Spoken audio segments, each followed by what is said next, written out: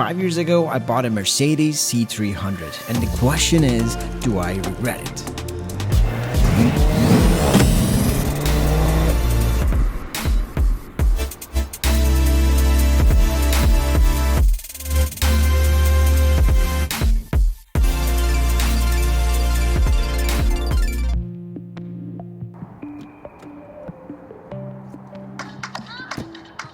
I can't believe it's been 5 years with this car. The day I picked up my car still feels like yesterday. This is a 2015 Mercedes C300 4MATIC, and I bought this in 2019.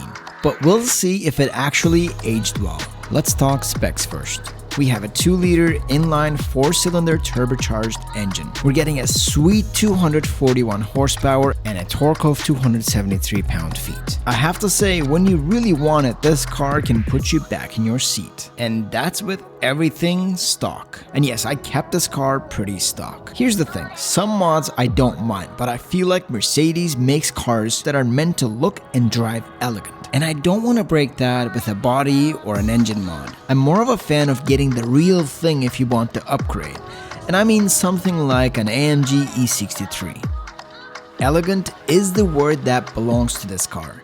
It's a 9-year-old car and it looks pretty new. There are micro scratches from car washes, the Canadian weather, wintertime salt, but the paint held it together, and you actually notice this after a really nice wash. Please wait while we verify your membership. I have the special talent to align cars at the car wash rail things. I tend to get it the first time every time. And we're moving.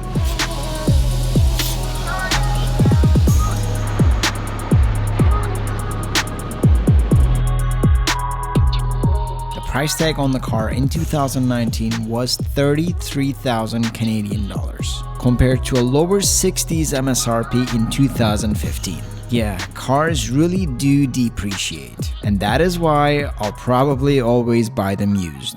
But despite this car being a used car, there was one thing I was really picky about. I wanted this car with the white interior. That is one of my favorite things about this car, along with seat controls, including heated seat on the door on both passenger and driver's side. The panoramic roof also adds to the experience. I do enjoy the open experience that it brings. At first, I kinda thought that it looked like a tray on top of the car, but I'm pretty much over that now. My by far the most favorite thing about the car is the Sports Plus mode. It is so fun to drive like that. Just listen to it.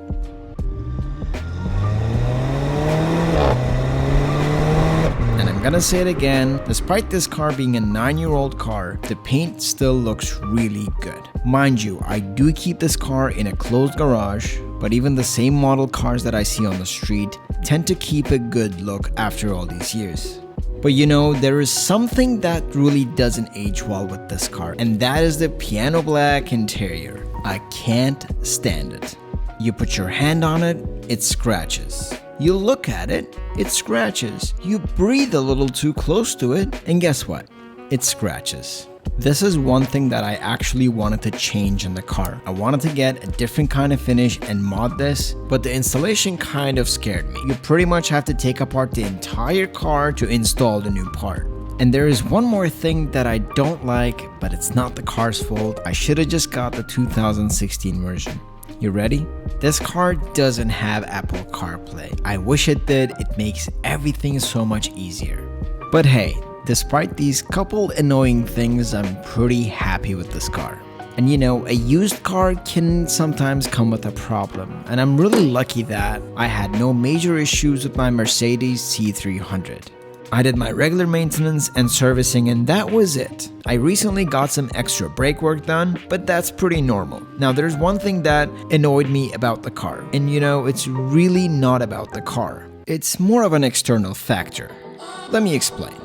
I've had alignment issues on this car twice, and this is majorly due to road conditions in Canada. The roads are so bad in the city that I live that I've got my alignment messed up twice. And because of that, I've had major tire issues. I run flat tires with my car, and what happens with a bad alignment is that it actually eats your tires. So for a period of time, I ended up with some flat tires regularly. But even with those couple problems, every day I see my car, I get really excited about driving it. The C300 is sporty enough, yet it carries a significant sense of elegance. I'm a freelance content creator, photographer, videographer, and this car fits my lifestyle pretty well. I sometimes have to do long commutes to my shoots, and that's sometimes a lot of highway driving, or maybe I'm just in the city a lot. And this car fits both styles of commuting. When we make purchase decisions based on the things that we use every day, like a couch, a TV, or a computer, we kind of look at how many times we're going to use this piece of purchase. And we often look at the effects of this particular item to our day-to-day life. Cars are like that too. I've seen cars as not only a way to get to A to B, but I've seen it a little bit more than that. My car is part of my everyday, and I really want to enjoy this everyday item. So it really doesn't matter what brand you're going with when choosing a car. It's more important to choose something that is right for you. And there's another aspect of being reliable. Speaking of which, someone just pulled over to the side of the road on the highway.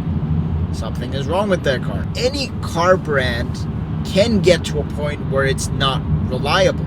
It really depends on your driving habits and if you do take care of the car in terms of servicing. And you know, sometimes there are external factors like the roads in Canada. They're not the greatest. And you know, driving fast over potholes, you're gonna have suspension issues. But if you drive a certain car in beautiful roads of Switzerland, it'll probably take you a lot longer to have a suspension issue in a country in a road condition like that.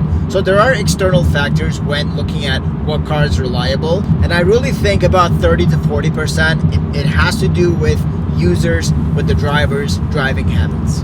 I try not to do stuff that's gonna hurt the car, it's gonna put the car in a difficult situation. Sometimes I do throw on the Sports Plus and have fun with it.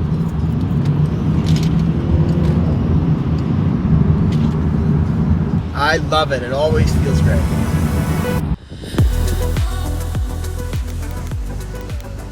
There's this dresser that I want from IKEA. If it's in stock, we'll grab it. And that way we can test out the trunk space in the car too.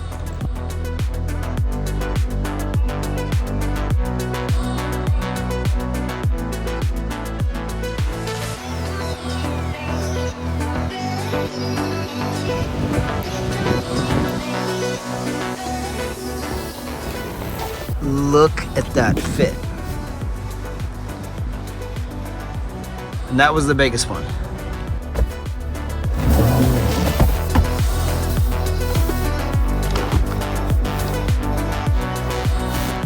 Okay, so that wasn't the biggest one. The last box is the longest one, which didn't fit vertically, so I'm just gonna put it sideways like that and we're good. It's really hard to find things in stock these days, especially around holidays, so I'm considering myself pretty lucky at this point. And also, we got a pretty good deal. That dresser was almost $600. I got it for $175. 5 years of holding on to a product, even for a car, kind of feels long these days. But each time I drive this car, I really do appreciate the quality. This was my first Mercedes and I'm pretty impressed. Of course, I have other car goals, but for now, this car is gonna be sticking with me at least for the next little while. The only thing that I can't really get used to with this car is that each E in the word Mercedes sounds different and it's really hard to get used to that. Thank you for watching my 5-year review of my Mercedes C300. I really appreciate you watching and supporting the channel. I will see you in the next video.